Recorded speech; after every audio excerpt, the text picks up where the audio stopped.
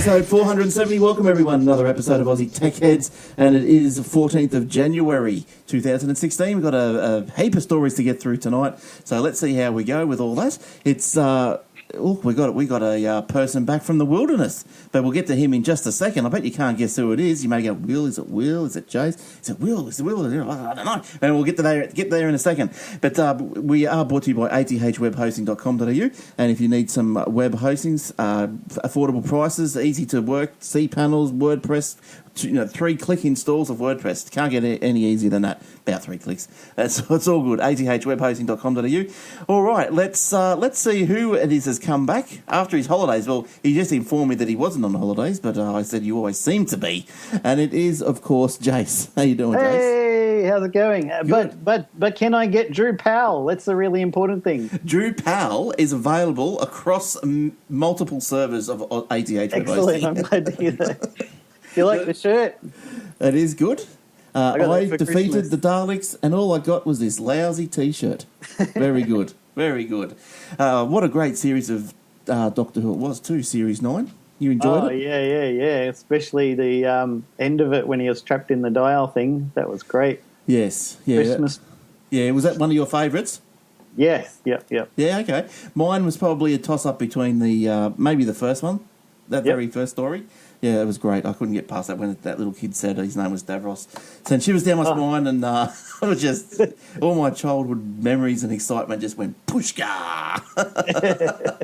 All right, let's see who else we got.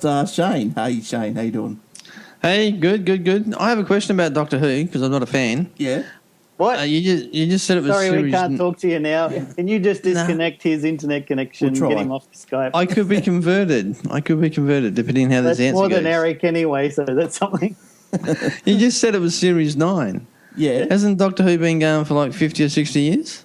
Well, yes, it There's has. 9 of the reboot. Yes, that's right. So what happens is it's like Series 9 of the 2005, of the reboot, so to speak.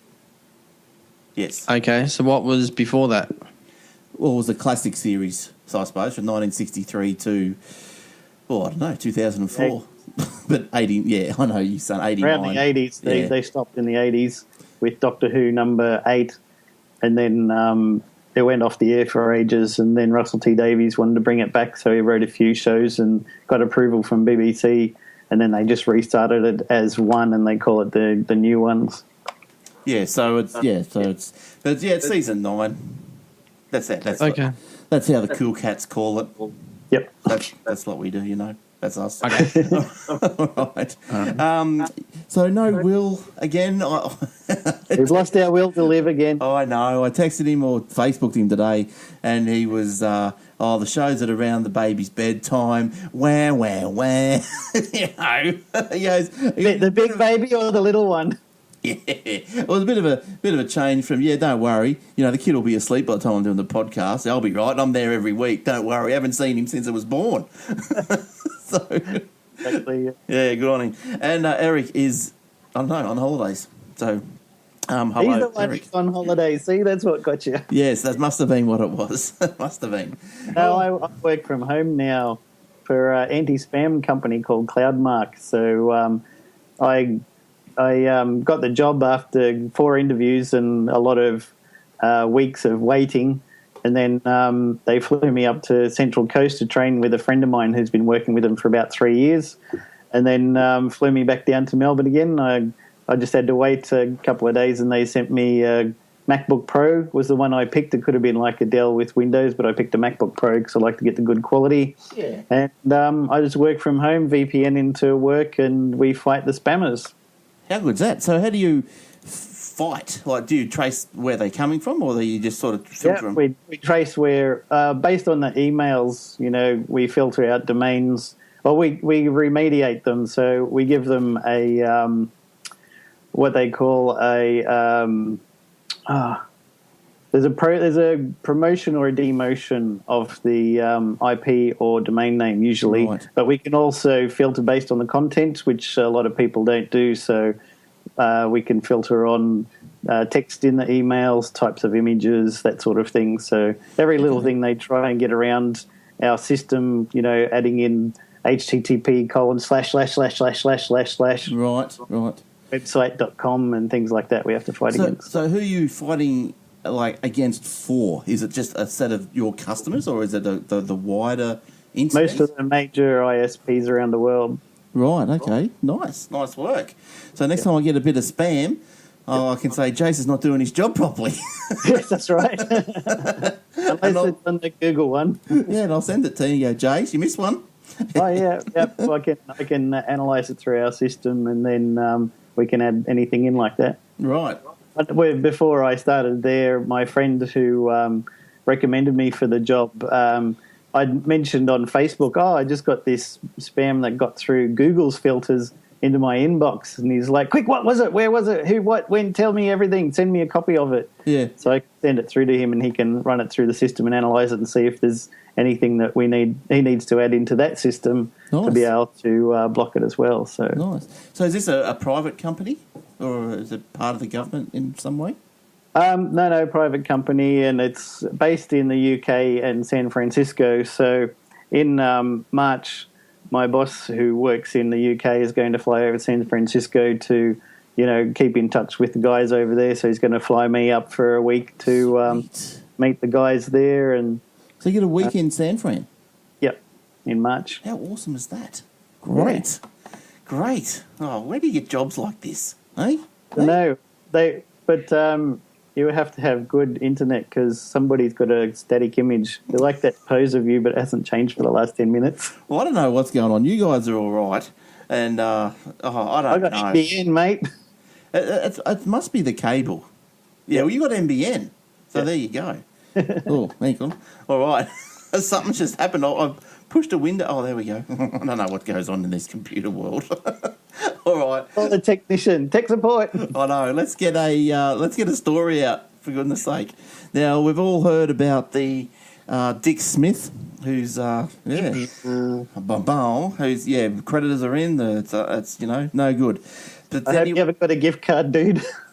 Oh yeah, I know. How crazy is that? But anyway, so gift cards useless, but a bit more on gift cards in a second. But the future of Dick Smith, the future of Dick Smith's owned Apple reseller Mac One is up in the air. Now, I wasn't aware of this, and I don't suppose so many people were. I don't know, you guys might have been.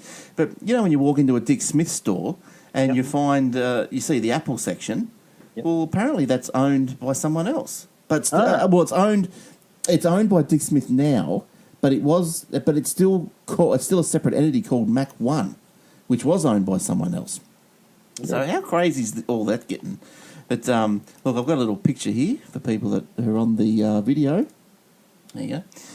Now, Mac One is up there, so the sale, everything's up in the air. So what they're saying is that it would probably be more beneficial to creditors if the Mac One was sold separately, rather than as a bundle with Dick Smith. So apparently, Dick Smith acquired this Mac One 18 months ago, but was placed under administration last week, along with the other subsidiaries of Dick Smith. So apparently with the way that it works, is from what I can gather, is that one goes in the receivership, it's a bit of one in, all in. So it's so what they're saying is the Mac One is quite profitable. Well, it is the only profitable one, say, out of the other subsidiaries. So they're saying, well, let's sell that off as a profitable company, and then just let the creditors feed off the rest of it. Because otherwise, if it all goes into receivership, then the creditors can feed off the successful one as well. But that could be a bit of a, that's probably a good question for Eric, but it might be a bit of a, is that the right thing to do for the creditors? Keep out the profitable one so there's less money in the kitty to go around? I don't know. But anyway. Yeah, that would be interesting. Yeah, so how else does this say? Not much else here. Dick Smith revealed its store-in-store strategy to open the dedicated Mac One kiosks to service Apple products within existing Dick Smith stores. Mac One's website currently lists 13 service desks in Australia. So Albury, Armidale, Campbelltown. Oh, so they're not everywhere. Okay. But, the actual service desks aren't everywhere. So it was founded in 1990. Mac One provided Apple servicing as well as running an education technology business with account executive in Queensland, New South, Australian Capital Territory, Victoria and Tasmania. There you go. Yeah, a lot of people have been saying that, Dick Smith did really well when it had components and bits and pieces for you to buy, but once they just turned into another Hardly Normal or JB, people just, I can go to lots of different places to get TVs and washing machines, vacuum cleaners and all that sort of stuff. A lot of the geeky guys were like, we love to go in there, but since you guys stopped, JCar came in and took over. That's right. And you've got nothing left to differentiate yourself from everybody else. I mean, when they had the components and the Dick Smith kits and things like that, everybody loved it. And the geeks would go in there and they'd make all their money. And then they're like, it's profitable from big TVs. Let's brand our own. They get the generic Chinese ones, rebrand them, same as Kogan everyone does, and then go, let's sell a Dick Smith television. And people are like, I don't want a Dick Smith. I want a Samsung. That's right. I want a Sony. Yes. Who the heck wants a Dick Smith one? I might as well go to Aldi and get an Onyx. Yeah, Metricon or whatever they are. Median. Yeah, median. But yeah, like you're right, because I remember like when I was growing up, it was Tandy and Dick Smith, and like Tandy was what Dick Smith is now. Yep. Like it had all its own crappy little cassette players and crappy Opus cassette tapes, and all this sort of rubbish. And then you walk down the road to Dick Smith, who had it's the J car. So things have certainly changed around. But for people that with a gift card, there could be a little bit of hope actually. And now, for whatever reason, I'll find my mouse here. Maybe when that mouse disappears like that. But for whatever reason, Woolworths, Kogan, and Coles are going to do something with these gift cards. So that's pretty nice of them. Yeah. What's happening here is disadvantaged Dick Smith customers, who are the people who have the gift cards, that may have some relief. So Coles, Kogan and Woolies are offering to provide credit for Dick Smith gift vouchers that were declared worthless earlier this week. So Coles and Woolies have revealed that it would offer to exchange any Dick Smith voucher purchased from any of its supermarkets in return for a Coles or Woolies gift card of equal value. So that's not bad. That's pretty good. That's good. So if you've got a Dick Smith gift card in your pocket, I'd be in there tomorrow, today, before this stops. I'd be straight in there. Don't sit on this one. The supermarket have announced that while the revenue from Dick Smith gift cards had already been passed onto Dick Smith, the gift card exchange offer has been initiated as a gesture of goodwill. Now, Kogan is offering $25 credit for customers who have a card. I'd be more inclined to go and get me the equal one first. Yeah. And do that. So you get your Dick Smith card, you trade it in for a Coles card, use that to buy a JB Hi-Fi gift card and go buy what you really wanted in the first place. That's right. Yeah. Well, my question, is it a gesture of goodwill or is there something behind it? So Coles, okay, so you got a $100 Dick Smith voucher, you get a $100 Coles voucher, say their profit on everything is 100%, so say that $100, their cost is going to be $50. Are they thinking further down the track that they might get some money back for these gift cards? Are they just going to keep them in a cupboard, and then when the receiver's finished, they might say, well, we'll give you 75% back on gift cards? Bang. Maybe. Who knows? I mean, gift cards, if you ever watch Dilbert, gift cards are a bad idea because people say, it's just like money, but it's not. It's money that you can only spend in one place, and it has an expiry date on it, which normal money doesn't. So, I've been saying, people cash. Yeah, I've been saying for years, I hate gift cards. Like they're not. Why would you want them? Like as soon as I get them, if I'm lucky enough to get them, I'll just straight away go and get rid of them straight away. I don't like them. Cash them in straight away. Yeah, there's so much money. They make billions of dollars out of people whose gift cards are down the back of the couch or in the back of the cupboard, or they lost it or something, and now the company keeps that money because you just can't claim it, or it runs out after a year, and they're like, I just found that it expired last week. Oh, well, I guess I can't buy anything with that $100, and the company goes, yep, $300, thanks. Yeah, I know, crazy stuff. All right, Shane, you got any comments on any of those Woolies stories, Dick Smith stories, or you just want to move on? No. Yeah, no, nothing more than what we were talking about last week when I asked those questions about, at what point can you go to a Dick Smith and say, all right, I know it's a $500 laptop, but given you need all the money you can get, I'll give you $50 for it. There was supposed to be a lot of really good sales going on. been into Dick Smith and had a look around the day before it was announced that they were going belly up. And then I was out the next day, and apparently the next day was the one, if I had gone in there, you could buy like HDMI cables that were $50 each going for $2 or something like that. Oh, wow. Yeah. I remember one of our listeners, PA from Canberra, he gets in there on the live stream occasionally. He was telling me that, and I don't think we knew that this was what was going on, but he went in to buy some certain products, and he rings up and he goes, "Oh, you should see what's going on at Dick Smith. I've got all these unbelievable this product for unbelievable prices and everything." Yeah, I said, "Oh, they must just be having a sale, getting rid of their crap." But alas, no. There was That's more, what it was. Yeah, a lot of people also, problem with Dick Smith was the staff. When they have we got a sale, a third price off something or other, if it was just like a tablet or games or Xbox or something, the staff would get in there before opening hours, grab them all and hide them behind the counter or in the back room. Yeah. Then people come in, they're like, "Oh, I saw advertised that you got these." "No, it's sold out." "But I was the first person in the shop today." "No, it's sold out." It's magic and stuff. Yeah, that's nasty. That's naughty. But obviously Dick Smith would have known this was going on. They should have implemented and put the fear of a mystery shopper onto them or something. Something like that. Something.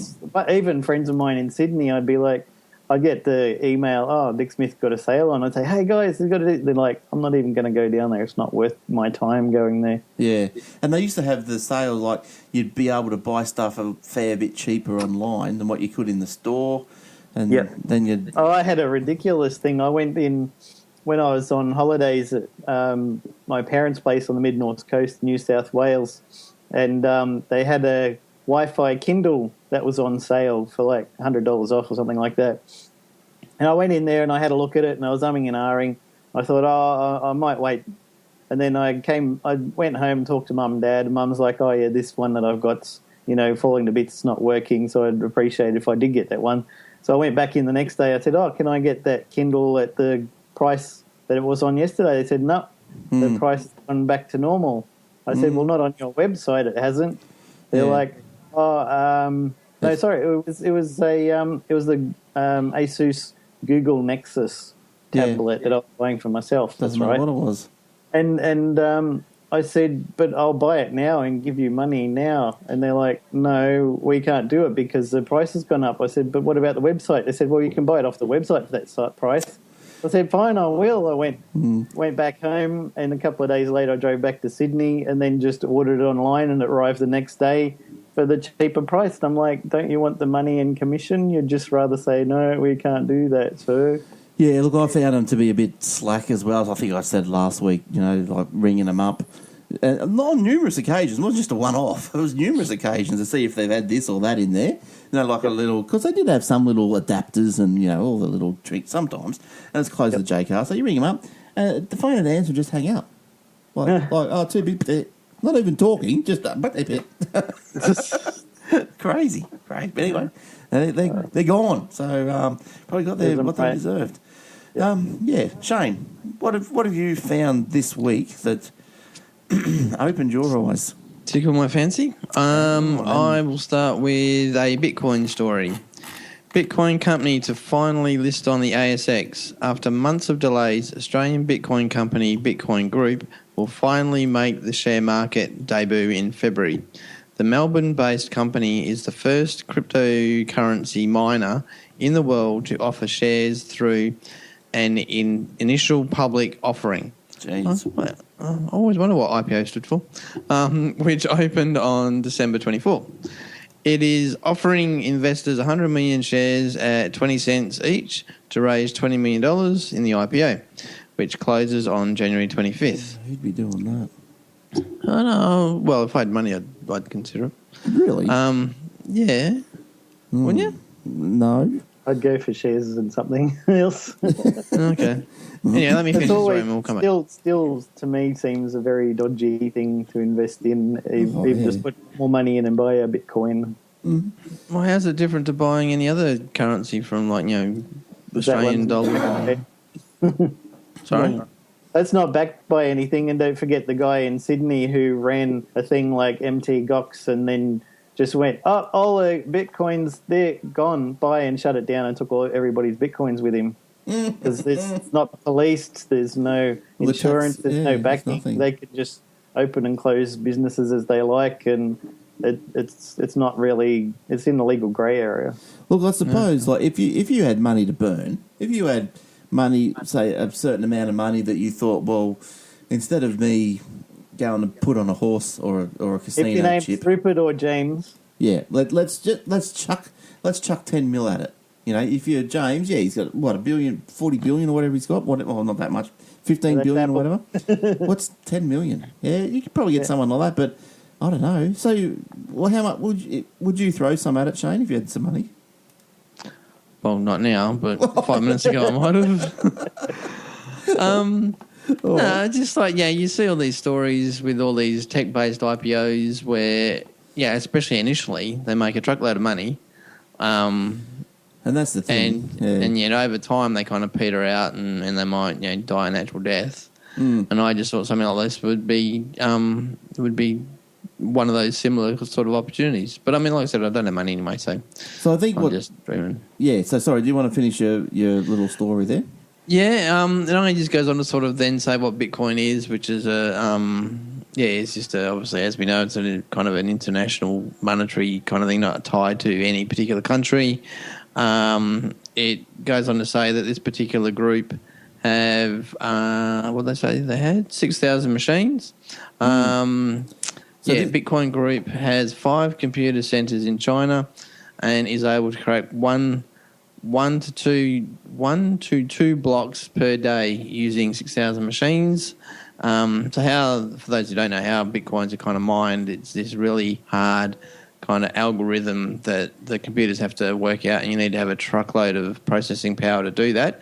That's why, I mean, this particular group have got 6,000 machines. They want to raise 18 million, I think it is, in the IPO. 18 million in the IPO to buy another truckload of machines to sort of, so they can kind of mine more of the currency.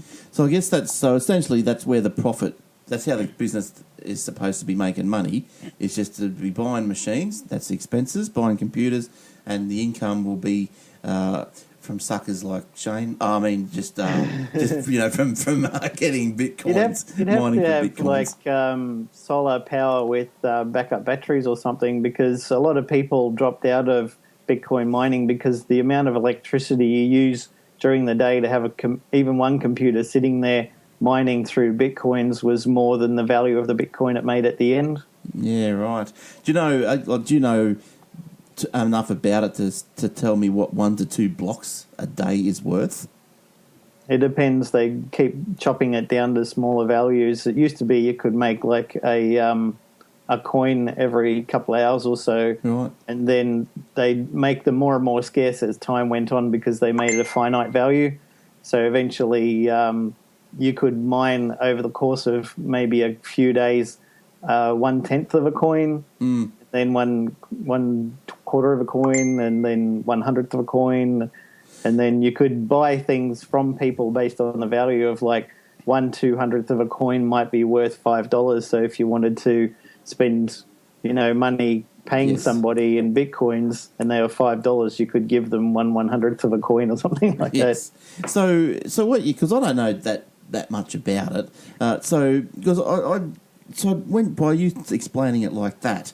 I just thought, this dude, Hamachi Kamatachi, or whatever his name was, supposedly Australian, I don't know, got raided last week. But anyway, whoever it was, the creator of it, I just thought he created it and then just disappeared, and he literally has. But there obviously is still people that are managing it, isn't there? For them to say, well, if you're going to mine for this long or whatever, then we're going to give you less and less and less. Well, there's someone managing it.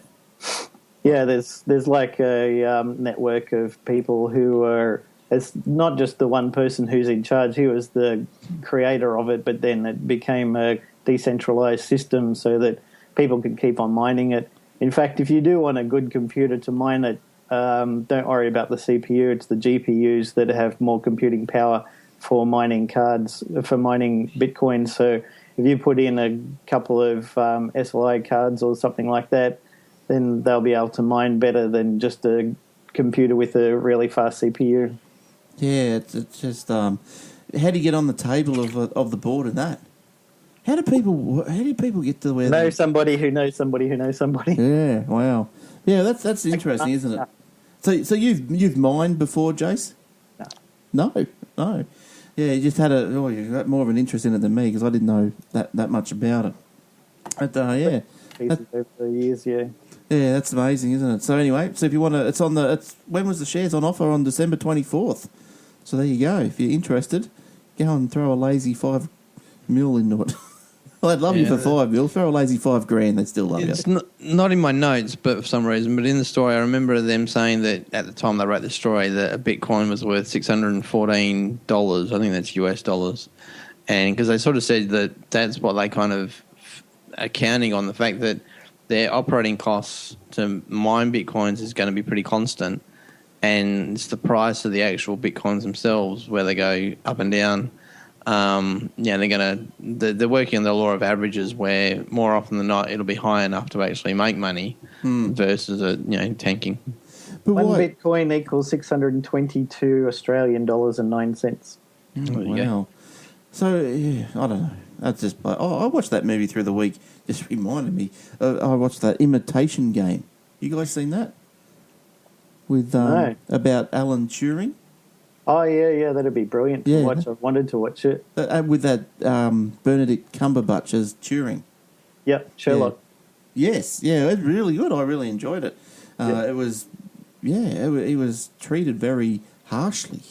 Oh, yeah. Just no good Put at him all. in institutions and cut bits off and stuff. Yeah, I didn't go that far. They didn't go into it like that. But they were told not to talk about what they were doing in the war ever again. And so he, things happened in his life, and he got hauled into jail. And yeah, because he was gay, they said that was against the law, so it didn't matter how clever you were. Crazy stuff, but a good movie. Good movie. Go and get it out. It's really good. Did you have any stories, Jace, or are you just here to? Yeah. Cool. Actually, I got one that is related to my job, kind of. All right. Millions of WhatsApp users are being warned to watch out for a fake email that will install a dangerous virus on their phones. Clever cybercriminals have created a malware which is specifically designed to trick WhatsApp users on either iPhones or Android devices.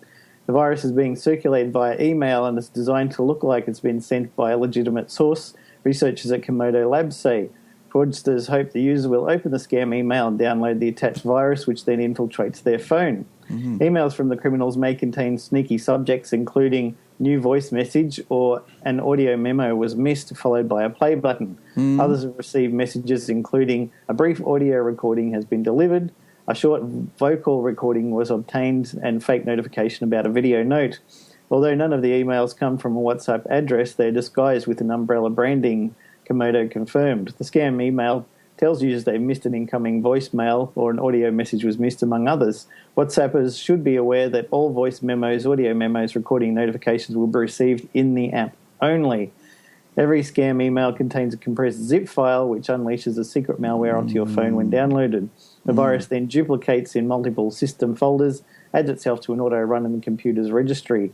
Cybercriminals are becoming more and more like marketers, trying to use creative subject lines to have unsuspecting emails be clipped and open to spread malware, said Fatih Oren, director of Komodo Anti-Spam Labs. As a company, Komodo is working diligently in creative, innovative technology solutions that stay ahead of the cybercriminals, protect and secure endpoints, and keep enterprises and IT environments safe. So if you get an email that says it's from WhatsApp, delete it straight away because anything to do with WhatsApp will be in the actual app itself. I get them all the time. And I know they're rubbish because I don't have WhatsApp. So I know they're rubbish. Oh, there's a regular Thursday night phone call. Every week that goes off. I never want to actually, for real, join Citibank due to the number of email spams that get sent around about Citibank, Oh, yes. Yeah. So where were we? Yeah, WhatsApp. That's right, yeah. Do you guys use that? No. Yeah, I have it installed only because the guys I worked with at HP created a group on there. Mostly at the time it was for, I'm going to be late coming in today or something like that, rather than emailing it in or phoning somebody. But now we just use it every now and then. People will do a bit of chatting about what's happening either with the company that most of us have left, or just anything interesting happening at the time. Yeah. And Shane, you don't use it? I think I No. don't know. No, I think I downloaded it once, and I thought, well, okay, you send something, it's there for 1 second when they open it. What's the point of that? No, that's Snapchat, dude. Oh, that's the wrong one. I don't have that either.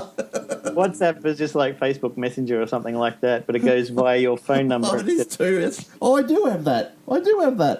But I know no one rings me on it, so that's why I do have WhatsApp. Facepalm. Yeah, but I don't know. Yeah, I don't know. All these new fandangled things coming out. But in my day, we had a can and a piece of string, and we were happy. That's right. Did me fine. But another good little. How long have you been running a technology podcast for, Glenn? All these names, they get confusing, you know. I don't know, WhatsApp and this app and that app. I don't know. I can't get hold of them. But anyway, but it made me think about when you're talking about that collaboration tool that I downloaded. I was invited to a group, and I thought, oh, this is good. This is a good little, like a business collaboration tool, which I sent to you guys. I think, Shane, you've seen it. It's called Slack. Have you seen it, Jace? Yeah, I was using it for a while because I was discussing things with a group of people who do. Remember, I was talking about the Google game that you played where you capture towers and stuff around. Yes. Ingress. Yes. And because there's two opposing teams, to be able to discuss where we were going to attack, they created private Slack groups, and you had to join on there and get approval, and then you could read about what area you're going to take over with the Enlightened team for Ingress. Yeah, right. Yeah, so that's pretty good. I'd never heard of it before. I thought it was a new thing, but then again, there you go. What do I know? And these newfangled things that have been out for a few years. That's right. It's also one of Leo's sponsors and all that kind of stuff as well. Really? He actually did a big thing on it a couple of weeks ago. I'm out of touch. I'm way out of touch. So, given that you struggle to remember the name of that game, then Jason, I'm guessing the novelty's worn off. I enjoyed it. I was playing it for a long time, but now I've got the family life going. I barely have even time for podcasts and things. Yes. Yeah, it gets like that, doesn't it? Yeah. All right. Where's my show notes? Let's pull another one out of the hat. Apple is finally looking to improve its Data-Munching Wi-Fi assist. Now, I don't know if you've got an iPhone with iOS 9 on it. There's a function called Wi-Fi assist, which means that when the iPhone is into an area of bad or low Wi-Fi signal, it'll just flick over to 4G. And without not tell you. Yeah, it doesn't tell you. It keeps it a secret. And what happens, obviously, is if you're sitting in a low area, well, you're just there punching away thinking, oh, I'm on Wi-Fi, sweet as, and you're not. So apparently Wi-Fi Assist is still present in the iOS 9.3 Beta 1, which has been released to developers, or to those dudes. The difference is a tiny counter underneath the toggle to enable the Wi-Fi Assist, which tells you how much data has been used by the feature. So, look, that's something. I don't know if that actually does it for me. Well, It should be off by default, opt-in only. Yeah, I've turned it off. I think that what it should do is something else. It should maybe, when you're on a hotspot, it turns the blue up the top of your screen. Yeah. This is on on Apple's on the iPhones, and I think it should either blue or another colour or something, and maybe even so put a counter. I tell you what, I don't have to worry so much now because I changed back to Telstra. Dun dun dun. Oh dear, yeah. Because why? Better $40 a month for 7 gigs. Yeah. Booyah! Yeah, I know. Isn't that good? I got it. I'm going to need it for work too because we had a brief outage from our NBN last week for one day, and I spent the day on my Telstra 3G, no problem, could keep on working. But because the new job also involves on-call, if I'm going to be away from home, I can take my laptop with me, and anytime if I get a emergency alert on my phone, I can just jump straight on the laptop, hook it up to the Telstra 3G and get to work. Yeah, that's good, isn't it? And $40, I know that just comes out after they just suckered me in for $110 a month. No. Yeah, I'm a sucker. You're looking at one. Yeah, my girlfriend's on the same sort of thing, has like $110 a month, and you get piddly what. But because I was on Optus on a month-to-month plan for $30 for 1.5 gigs, and then this came out, I was like, I'd be stupid to not take it. Actually, I just thought I might actually do the math and see what it is to break. That's what I did, yeah. First, yeah. Oh, how'd it work out? Pretty much the same, really. Yeah. So it wasn't worthwhile at this stage, but at some stage later on, it might be worthwhile switching over. But I thought it was a joke when I first saw it. I was like, "There's no way Telstra is going to have $40 for 7 gigs. Come on!" And I went to their page and I read through. I was like, "Holy cow!" So I just signed up online. They sent me a SIM in the mail. I activated it, plugged it in, and the day that I was going on the Christmas holidays, I just that minute picked up a hire Kia Carnival 8-seater van, because we got 5 people in the family now. So our my little Honda Jazz just doesn't work that well for that when you're going to travel 3,000 kilometres. So I hired that, and just as I picked it up, it activated the Telstra SIM. So I was like, 7 gigs here, but. Of course, if you go into the Telstra 24/7 app, it says you've got 6.6 gigs. Right. So they probably count it as like 1,000 megabytes. It's a gig or something like that. They shouldn't be able to do that. That's just stupid. Should be illegal. It should be. It's bait and switch type thing. Yeah. But I think from going into it, because my mum went onto that, and it was only for new customers, I think. But I think for existing customers, there was a $50 a month plan, which was very generous as well. Yeah. And but she did so. She was an existing customer. She did. She rings up and she goes, this and that, that and this. And the guy goes, look, just I'll send you a SIM, cancel the old one, and I'll hook you up to the new one, and I'll bring the number across. When activations tell you to when they ring and say this, you're going to lose everything, just go, yes, I know, and there's going to be a fee. He goes, I'll wipe it. So if you push them hard, they'll do it. Excellent. So anyway, the iPhone and the Wi-Fi assist, yes, you're right, should be off by default, and I reckon. And same as the Windows 10. Please share all of the patches I've downloaded with everybody else on the internet. Thanks. No. Yeah. Why would you want to do that? Please use up all my quota with everyone leeching all my data. Thanks. Yeah. That'd be good, wouldn't it? Yeah. All right, Shane, what else have you discovered?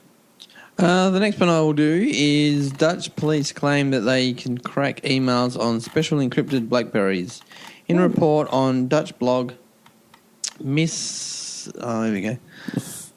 On a Dutch blog of the name I can't pronounce. Since confirmed.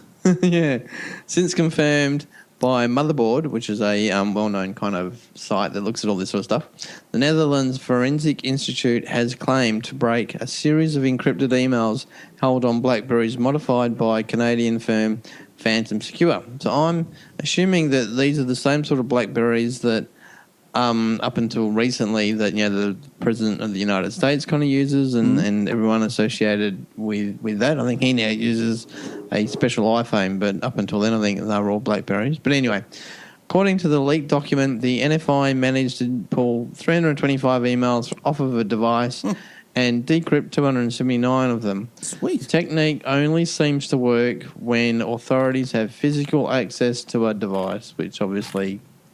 yeah, that would be hard, I would imagine. Yeah, well, unless they bust someone and they got the BlackBerry in their pocket and they say, "We'll hand that over." And or if you're coming into the country, they can confiscate it. It's what they do a lot in the US. They just go, "Yep, we need to confiscate that. You'll get it back in a few months if you're lucky." Right. Wow. And what is that? Is that a random thing, or they sort of got just if they feel like it? Yeah, right. You can't beat those customs, dude, can you? That's crazy. That's like when you hear of people suing people, like James down the street, he's not happy with something, so he's going to go and sue the Land Environment Court or something. Where do people get the money for this? I don't even want to sue the guy that gave me a bogus building report. It's going to be worth it. Like a lot of time and money and stress, dude. I know, and you just think, well, what do I want out of him?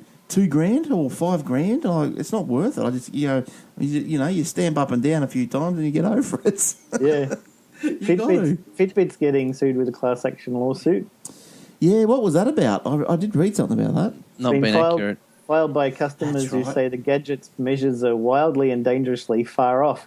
San Francisco federal court suit claims that the device's heart rate monitors are inaccurate. The heart rate monitoring function of the Pure Pulse trackers is a material, indeed some cases vital feature of the product. The lawsuit states one plaintiff said her Fitbit measured her heart rate at 82 beats a minute, while a personal trainer measured it at 160. Ooh. Lawyer Jonathan Selbin said he hopes to get refunds for unhappy customers, or at least partial refunds for customers who bought the more expensive watches with the heart monitors. Fitbit fired back and said the civil action suit has no merit and the company plans to vigorously defend the lawsuit. So from your experience, how's the Fitbit go? I tried it. How have you been since your last heart attack? I haven't actually been using it. I went back to the Pebble before Christmas because I get better alerts and things on there, and I can pick different faces. The watch face I've got now shows me my last 3 calendar appointments plus the time, and I can read and cancel. I can cancel or answer phone calls that come in, and I can also read text messages or other messages that come in, Facebook Messenger can come through the watch, which Fitbit only gets text messages and that's it. So my iPhone, if you have one of the later ones, it has its own built-in step counters and stuff, and you can synchronize that up to Fitbit anyway. Yeah. So I thought I carry the iPhone with me whenever I go out anyway, so it's going to measure the steps.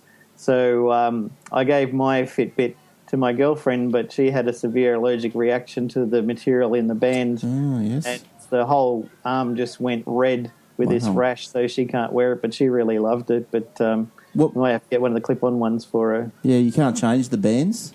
No, it's all built in. Yeah, but I tried it when I was at the gym and I was running on the treadmill, and the treadmill has got its own heart monitors, and the Fitbit was pretty close to it that I was using. Yeah.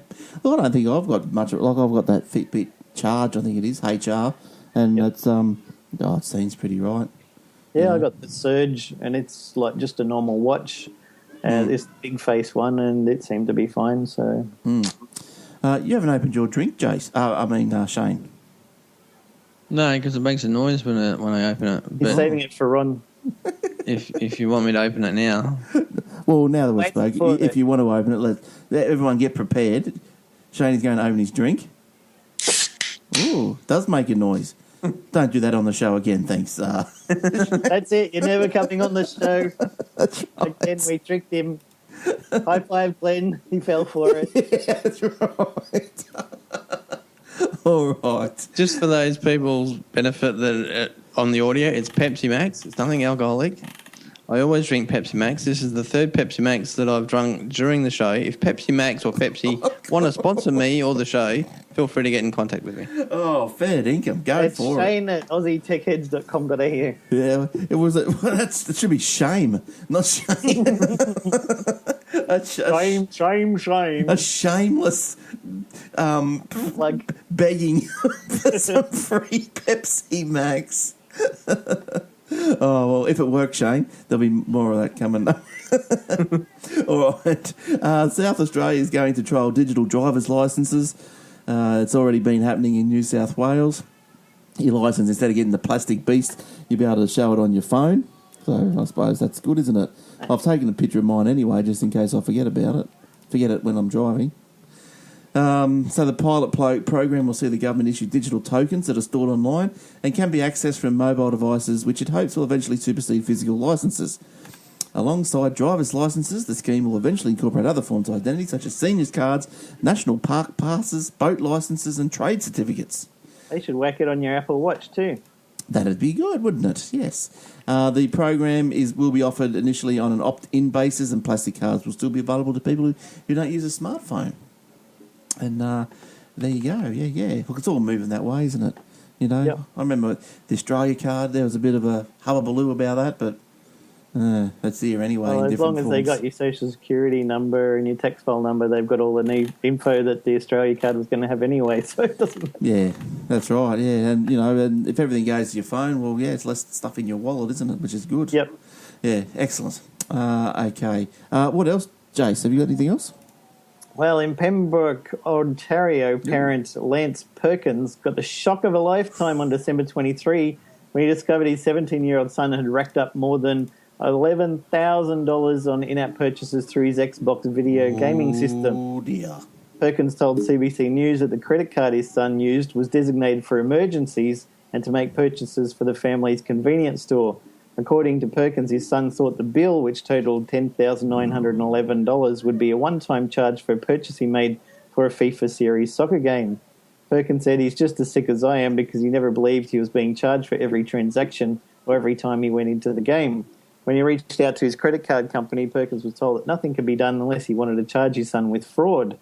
Xbox agreed to look into the matter after learning Perkins' son was a minor, but hasn't heard back since. While the FTC has measures in place that protect consumers in the US from exorbitant billing, the rules in Canada are a bit more lax. Yeah, look, it is easy to buy on the Xbox because I got the Xbox 360, and it's sort of like, it says you want to go in to buy something. It says, "Are you sure?" You go, "Yes." And pretty much that's it. It's sort of straight away. It's not. I'm used to like a couple of "Are you sures?" Yeah. But this one is just a bang. That's done. And look, like the kids are up there playing probably now. As for the internet's bad, but then they're probably playing. And like, I mean, they could purchase something. Like they could just start doing this sort of Let's stuff. hope they don't listen to the show. Yeah, but I mean, there's nothing. Dad said we can buy anything, anytime. Awesome. Woohoo! But they don't. There's no safeguard, I suppose. Like with the iPhone, put your password in again and all this sort of stuff. Once you've set your account up, it's just buy. Okay. Well, Apple got burned by that with lawsuits as well because once you entered in your password once for that day, for the rest of the day, it would keep on accepting. Do you want to buy this? Yep. Automatic. But then now they added in after, several versions of the OS back, you can have it ask for it again after 2 minutes or something like that, or immediately for every single purchase. Yes, that's right. Our Xbox works different because I'm sure when Regan does something like that, it actually stops him, and then someone like myself has to, as the parent, has to come in and put in my password to then allow him to continue doing it. Maybe they just let the kids play on their account. Yeah, that's what I do. Yeah. Oh, there you go. He's the security technical guy. Yeah, that's the one. Well, I don't know. I couldn't be bothered setting up other accounts. Not that yeah, okay. I might have to look into that. I will look into that. The other thing is where does it? Because with the Xbox, at least with us anyway, you can put credit card details on your account, or you can leave that blank. So therefore, you have to put them in every time you want to buy something. Right. And I've done it where you have to put the credit card in every time you want to buy something. So I guess in two ways, I'm kind of covered with that. Yeah, but if you're going to let your kids use your other one, but just going back to that thing where, I mean, if I was given the option to say, or you have to charge your kids with fraud, I probably would. Well, what would happen? Like if they're a minor, nothing would happen, and if they're like 18, probably nothing would happen. They'll have a criminal record, and that's just the start of a spiral into drugs and money laundering. What do you want to do, son, when you grow up? I want to be the next Steve Jobs in America. You can't. You got a record because I dobbed you in for fraud, sucker. Hey, speaking of which, I know I'm going back to last week. I'm not going back to last week's show, and I know. Well, I don't know whether he's actually doing it facetiously or whether he's actually doing it legitimately. But the McAfee dude, how he's running for president, he can't, can he? Because he's got a criminal record. Anyone can run. Doesn't mean. Look what's happening now. He's a bit loopy, that one. Yeah. Oh, very loopy. I don't even know. What side is he on? Is he independent, I think, isn't he? There's also this other guy who reckons he's going to go for it called Donald something or other. I don't know. Go, Trumpy. Yeah, the scary thing is he's doing all right. Bernie Sanders. Yeah, it's a great spectacle. It's entertainment. It's great. I love it. Shane, who's up?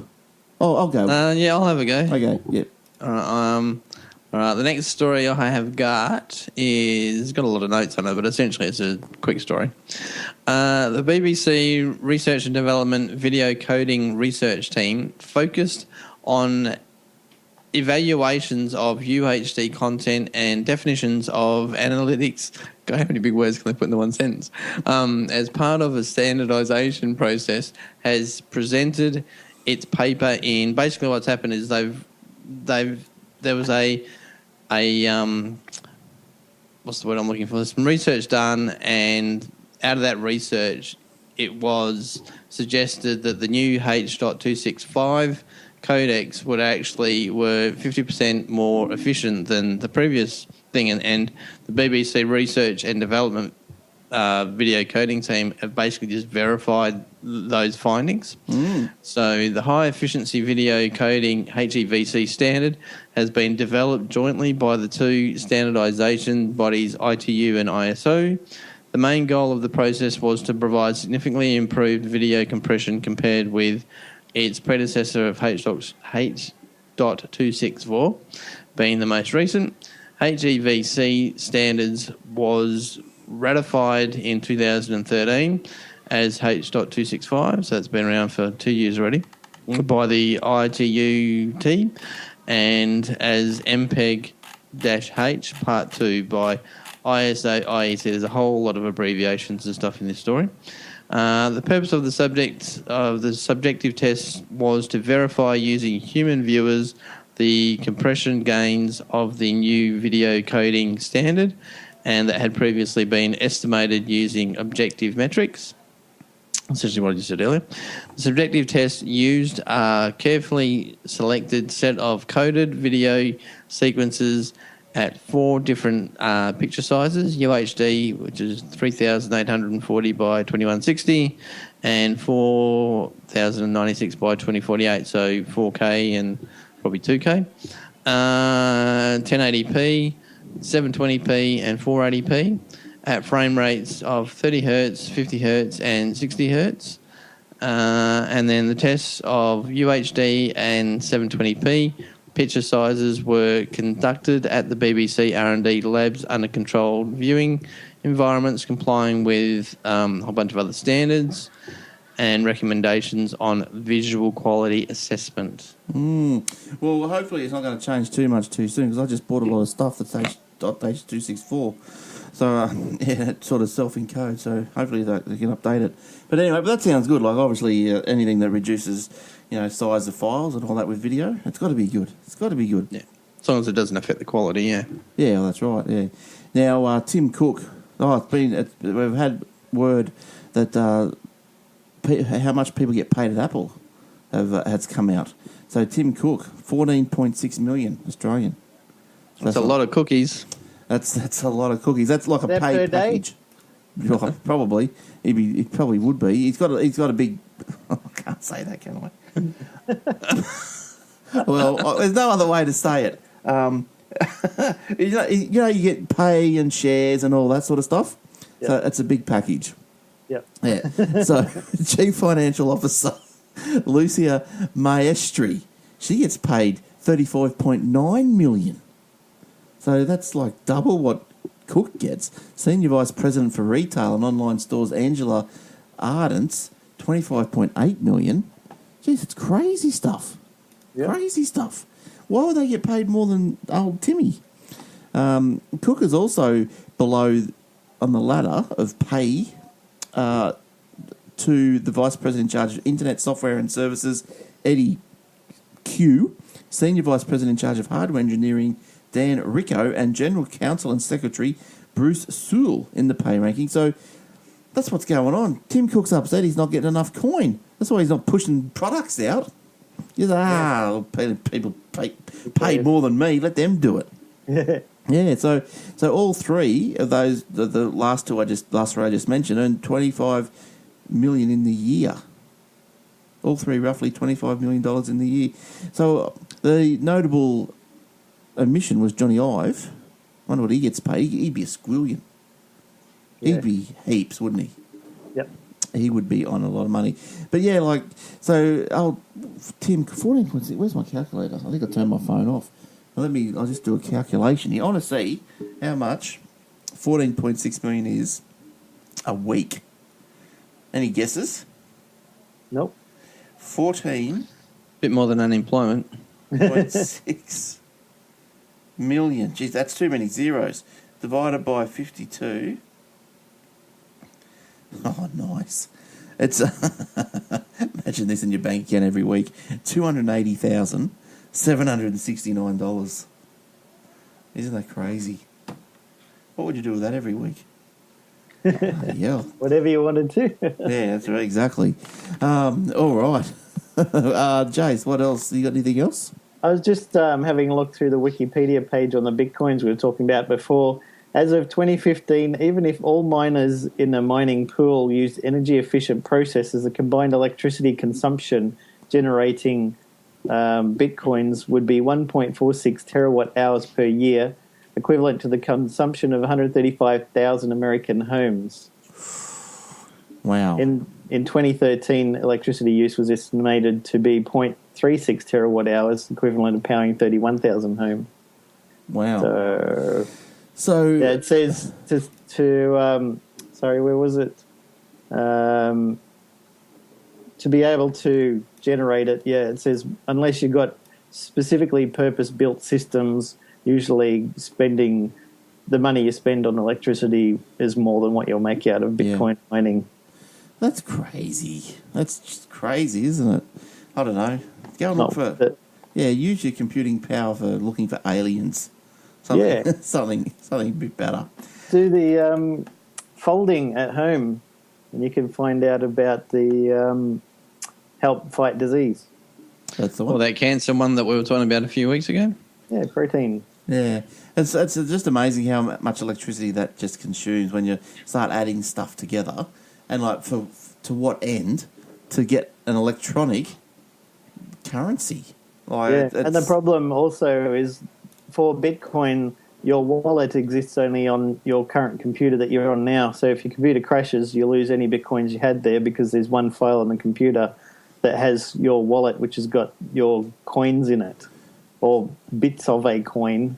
You can't change the wallet around to a different... You can copy it onto another computer and just use it from that computer instead. But if you've been generating on this computer and it crashes, you lose that, which is something that Shane probably knows because he listens to Leo's shows. He was talking about a guy who a year or two ago had 800 Bitcoins, which was worth several, maybe $1 million or $2 million, on a hard drive, which he'd put in a drawer. He'd generated them when the Bitcoins started. And he got to 800 Bitcoins, and then he upgraded his computer and moved the hard drive into a drawer.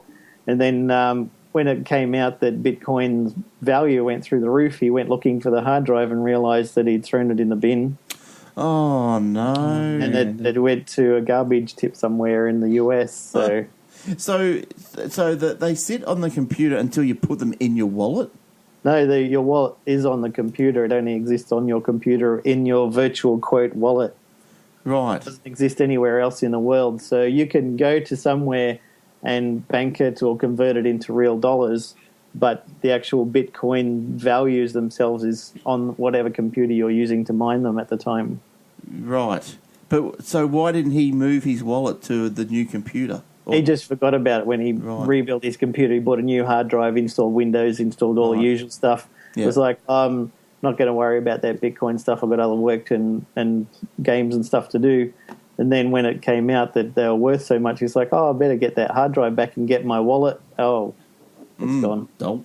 Can you can you back these little Bitcoin wallet files up to Dropbox or somewhere? Copy it to another computer or something like that. But once you log in with your credentials and it reactivates that one wallet file. You can't have them on half a dozen computers and then have them all together or anything like that. Right. A lot of thought's gone into this, hasn't it? Yeah. They had to make sure. And so what are the people that created it, what are they getting out of it? They just create Bitcoins at their leisure and just go and spend them? Yeah, I guess so. Nice. Why not? Exactly. Why not? You were talking about Apple updates before. So Apple's forthcoming operating system update was released to beta testers this week, and feedback has been promising. While the tech giant hasn't announced an official release date iOS 9.3 promises to include a number of big changes. Night shift.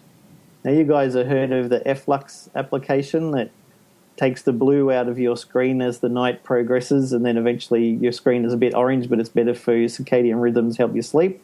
Yeah, I've heard of it. If you're watching your TV or laptop or phone and you've got this bright white light shining in your face, it makes sleeping difficult, a bit of a problem. You can download a free app for Windows and Mac called F.lux. Right. It'll detect, if you tell it where, or it can auto-detect where your longitude and latitude is, then it gets when sunrise, sunset is, and as the sun sets, it slowly tints your screen more orange and takes the blue out of it, which is supposed to disrupt your sleep. Right. So Apple's new 9.3 is going to have something like that built in called Night Shift. Yes. Using the clock and geolocation of your device, the colour of the display will gradually shift to the warmer end of the spectrum after nightfall before returning to normal in the morning. Apple said this feature had been designed to help people get better shut-eye. Many studies have been shown that exposure to bright blue light in the evening can affect your circadian rhythms and make it harder to fall asleep. And health app, as the fitness industry continues to boom, Apple has made it easier to find third-party apps to track your health and wellness. Categories such as weight, workouts and sleep have a new slider menu that reveals great apps that you can easily add to your health dashboard, Apple wrote. Additionally, the health app syncs perfectly with your Apple Watch to ensure all your health metrics are in one easy-to-find location. Nice. Sorry? Yeah. CarPlay. Need to find a local servo, coffee shop or restaurant. The Nearby feature in Maps will point you to the right direction with a simple tap of a button. With iOS 9.3, CarPlay will also introduce new and For You features from Apple Music. They'll see songs, artists and albums handpicked by experts, plus selections based on your preferences displayed in your car's dashboard. And news, the new operating system will give you the news you want, even more personalised. Articles in For You have been better tailored to suit your particular interests, and trending topics will also be shown in editor's picks. On your iPhone, you can view everything in landscape, and when you check for updates, latest stories appear much faster, so you can catch up on the day's events quickly and easily. And they've got the new, I think something like Force Touch, they call it, on 6.2, 6S and the 6th. Yes. And they're going to bring some new things to that. So if you go to, I think it's the Settings app, if you Force Touch on there, it'll pop up a little menu which will allow you to turn on and off your Wi-Fi, airplane mode and things like that. Plus a few other apps have been updated with that as well. Yeah, that's all right. I know that nightshade thing, whatever you're talking about, that's going to be good, because I know when you go to bed, like, last thing you do is check your Facebook. And I know you got to wind down the brightness. I do, because it's too bright. And you wind the brightness down, so that should come in handy. A couple of good little things there, Jace. Good stuff. Are you out, Shane, or you got another? No, I got heaps more. No, I got about another 3 more. Oh, you get talk all bloody night. Oh, well, quickly, we'll go through those, and of course it's I've got one more to go as well. So go through yours. All right, I'll do this quick one, this movie-related one first. Australian pirates may be behind record mass movie screeners leak. Hollywood, so again, we've been, we're the world champions at something else. Hollywood has broken 2 very different records this holiday season. Star Wars, which I'm assuming all 3 of us have seen now. Yay! Yes, that was good. It was brilliant. We went and saw it in gold class for the win. Yeah. Nice. I saw it in VMAX. That was good. I liked it. I think it was the best one yet. Yeah. All right, so The Force Awakens has become the first movie to reach $1 billion in gross sales in 12 days. That's a B. Yes, billion, yes. Apparently, I think it's still behind Avatar, but I mean, Avatar's been out for, 10 years now? And so it'll catch that. Easy. Yeah. All right, so the other record, however, is one that the movie industry will not be so proud of. According to Torrent Freak, movie pirates have released 12 DVD quality movie previews called screeners for download on the internet. These screeners feature movies like the latest James Bond, Spectre, the Tarantino movie The Hateful Eight, which is only just come out, I think. A list of others include Saffron-Getty, Legend, In the Heart of the Sea, Joey, Steve Jobs, wouldn't mind saying that, Spotlight, Creed, and Concussion, The Danish Girl, and Bridge of Spies. Screener DVDs are typically sent to a range of movie producers, critics, and movie award voters under strict conditions to avoid films being leaked. Security mechanisms are built into the films that can theoretically tie a particular movie back to a specific person sent the screener. Has the definition of screener changed? Because I thought a screener was someone that's filmed the movie in a cinema. That's what I thought too. Yeah, but I think the definition must have changed. Yeah, well, this is more of a legit definition anyway. Oh, legit. Oh, good. The FBI are already investigating how a copy of The Hateful Eight linked to Andrew Kosov, the co-CEO of film production finance company Alcon Entertainment, wound up in the hands of movie pirates. Hive CM8 or Hive CMate are thought to be a loose collective of individual movie pirates associated with the website crikey.mate.com, which makes money from early releases of the movies to subscribers to the site. The site appears to be run... I read this first half of this sentence and I thought the site appears to be run by Australians, given the name, and I thought that's a bit of a stretch. And then I read the rest of it where it says the Australian cultural reference and the location of the Twitter accounts, which are Melbourne. I thought, okay, well, that's a bit more kind of justification, I suppose. The site is allegedly not responsible for the process of producing the pirated movies, nor does it host the content. So it's like a little Pirate Bay thing where it kind of just points you in the right direction. Last week, 5 of the UK's most active movie pirates were sentenced to a total of 17 years in prison for their releasing of 2,500 films. In all likelihood, movie piracy is going to be something that the industry will just have to live with, as long as the incentives to use high-quality previews still exist. It is no coincidence that Disney has chosen not to send preview copies to Star Wars to anyone. Well, here we go. I looked it up for you. Cam and Telesync are the ones where they film it in a movie theatre. A screener is early DVD or Blu-ray disc releases of theatrical version of a film, typically sent to movie reviewers, Academy members and executives for review purposes. A screener normally has a message overlaid on its picture with wording similar to the film you're watching is a promotional copy. If you purchase this film at a retail store, please contact 1-800-NO-COPIES to report it, or more commonly, if released for the awards consideration, simply for your consideration.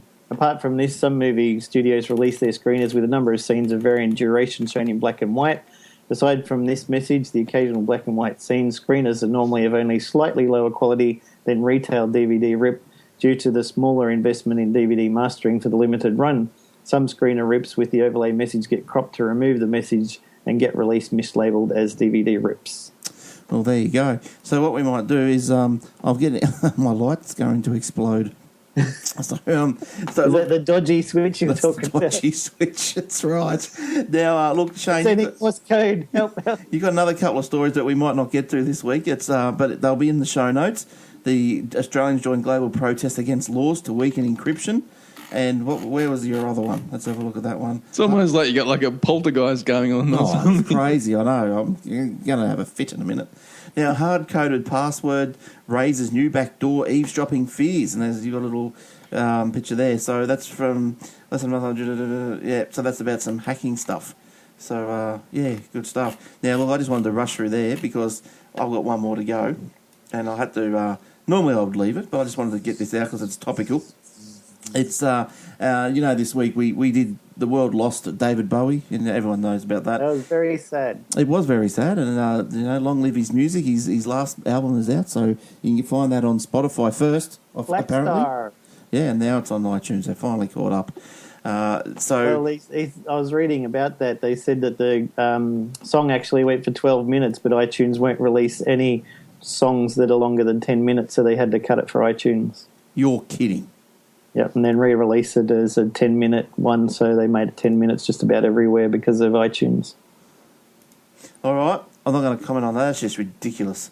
Well, who cares how long it is? Yeah. Apple should just let it go. Well, what's the problem? Like, maybe if it's Joe Blow, it just plays a bloody flute or something that's no good to anybody.